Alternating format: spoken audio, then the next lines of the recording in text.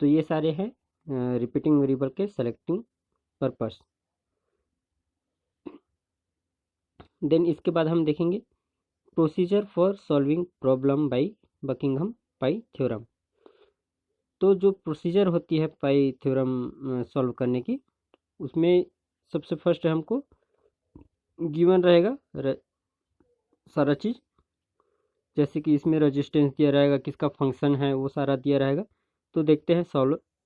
Step number 1, resisting force are depend upon L V mu rho and K. तो ये सारे क्या है, उसके डिपेंड हैं, मतलब इसके फंक्शन बनेंगे।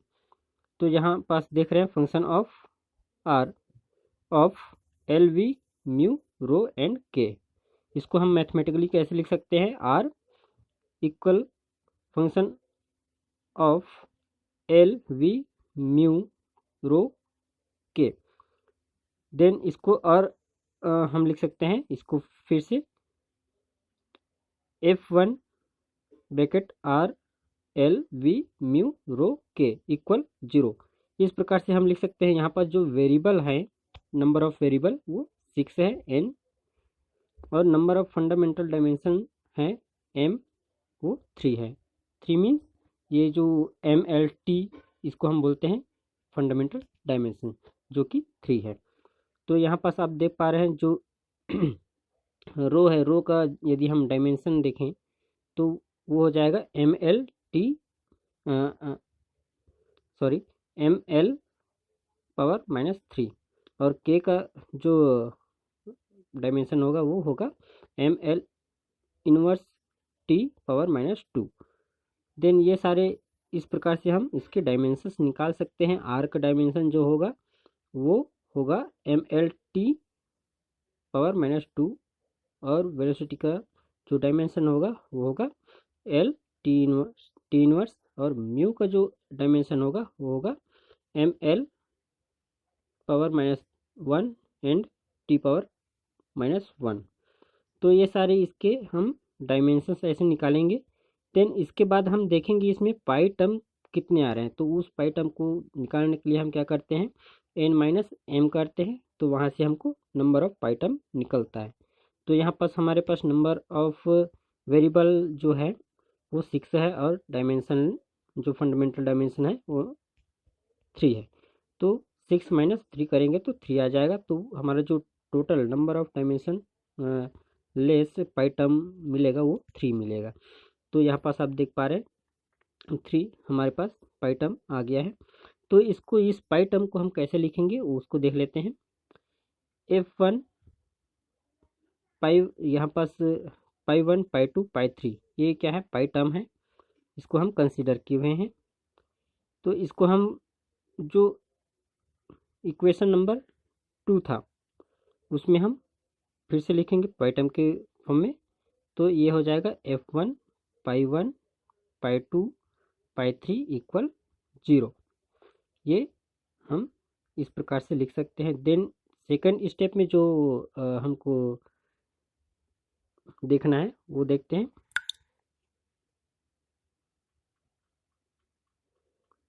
सेकंड में each pi term equal m+1 variable, means वहाँ पास जो m था, m क्या है, हमारा फंडामेंटल वेरिएबल था, वो इक्वल टू 3 होना चाहिए। And also called repeating variable, इसको और क्या बोलते हैं, रिपीटिंग वेरिएबल भी बोलते हैं। जो हमारे पास नंबर ऑफ वेरिएबल्स था उसको अब 6 आउट ऑफ 6 है, उतने होने चाहिए। देन इसमें जो इसके बाद देखने हैं, इसमें हमको सारे जितने भी वेरिएबल्स है उसके डायमेंशंस निकाल लिए थे। उसके बाद हम देखते हैं इसमें स्टेप नंबर 3। इसमें हमको देखना है each pi term is written as according to equation number, जो प्रीवियस इक्वेशन था उसमें। तो इसमें हम देखे थे जो बकिंघम पाई थ्योरम में एक फॉर्मूला टाइप से देखे थे, उसका फॉर्मूला निकला था जो x1 इक्वल ऐसे करके था। तो उसी के अकॉर्डिंगली यहाँ पास हम इसको पाई टर्म को भी लिख सकते हैं। तो ये है पाई 1 इक्वल हो जाएगा L power A1 V power B1 rho power C1 and R into R क्या है आपके, इस टाइप से हम सेलेक्ट करेंगे ये सारी चीज़। तो वैसे ही सेकंड जो आएगा आपका पाई 2 equal L power A2 V power B2 रो पावर C2 म्यू। ये सारे हम जो प्रीवियस जो फर्स्ट सेकंड जो स्टेप था उसमें हम जितने भी वर्क किए हैं उसको हम फिर से इसमें एग्जीक्यूट करवा रहे हैं, जो स्टेप नंबर 3 है उसमें। तो इस प्रकार से हम इसको एग्जीक्यूट करते हैं। देन इसमें जो पाई 3 हो जाएगा वो होगा L A power 3 V power B Q और रो पावर C क्यूब, C3 है, C क्यूब नहीं C3 है, इंटू के। तो ये हमारे जो ये सारे क्या है फंक्शंस मिल गए पाई टर्म के रूप में। तो इसको हम फिर से सॉल्व करते हैं इसके प्रिंसिपल डायमेंशन होमोजेनिटी के फॉर्म में। फॉर फर्स्ट पाई टर्म, इसको फर्स्ट पाई टर्म को हम कैसे लिखेंगे उसको देखते हैं। इसके सारे जो एल वी रो आर ये सारे हैं उसके हम डायमेंशंस फॉर्म में इसको पुट करेंगे। तो यहाँ पास जो पाई 1 है, पाई 1 क्या है हमारे डायमेंशन लेस है, तो इसका जो डायमेंशन लेस फॉर्म होगा वो होगा m power 0 L power 0 T power 0 equal हो जाएगा L power A1 into bracket L T power -1 B1 M L power -3 C1 और जो R का फंडामेंटल डायमेंशन था वो होगा ML T पावर -2। तो ये है पाई 1 का को हम इस प्रकार से लिख सकते हैं। सारे डायमेंशंस को हम पुट किए तो ये आपका आएगा पाई 1 का वैल्यू। तो यहाँ पर जो MLT फॉर्म है दोनों साइड उसको हम क्या करेंगे, इसके पावर्स को इक्वेट कर देते हैं। तो इक्वेट करने से क्या होगा इसमें, जैसे कि हम m वाले के साथ को m वाले को किए और l वाले के साथ l वाले के पावर को हम यहाँ पास इक्वेट किए। तो m वाले को जो जब हम इक्वेट करेंगे तो उसका वैल्यू आएगा 0 इक्वल C1 प्लस 1। देन यहाँ से हमको C1 का वैल्यू मिलेगा, वो मिलेगा -1। देन यहाँ पास हम देखते हैं l वाले को पावर को इक्वेट करते हैं तो ये हो जाएगा 0 equal A1 plus B1 minus 3 C1 plus 1। तो यहाँ से हमको जो ABC है ना, तो उसका वैल्यू मिलेगा A और B के फॉर्म में।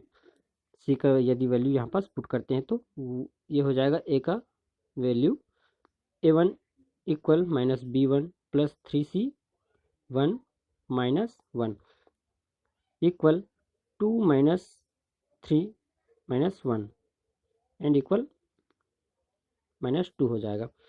तो यहाँ पास हमारे पास A का वैल्यू आ गया, A1 का वैल्यू -2, C1 का वैल्यू -1। दोनों का वैल्यू को हम पुट कर देते हैं ऊपर जो L वाले फॉर्म में था उसमें। तो वहाँ से हम हमारा जो वैल्यू है वो मिल जाएगा B1 का। तो ये पुट करते हैं 0 इक्वल -B1 -2। तो यहाँ से B1 इक्वल आ जाएगा -2। तो ये है इसका सारे का पावर निकल गया A1 B1 C1। तो इसको हम क्या करेंगे फिर से वहाँ पास पाई 1 जो हम फॉर्म लिखे थे उसमें हम पुट करते हैं सारे का वैल्यू इक्वेशन नंबर 4 में। जो इक्वेशन नंबर 4 दिख रहा है वहाँ पास हम पुट करेंगे सारे का वैल्यू।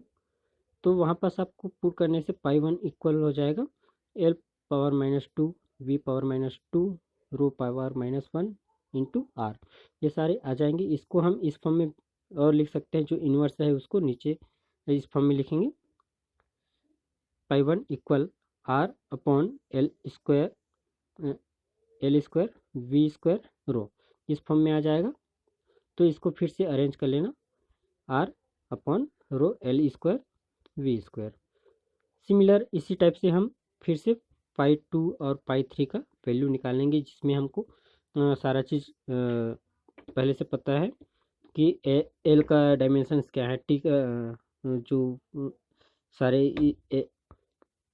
एल वी रो म्यू इसके डायमेंशन हम निकाले थे, उसी के बेसिस में फिर से इसको वैसे ही प्रोसीजर करना है जैसे हमने किए हैं। तो फिर से देखते हैं इसके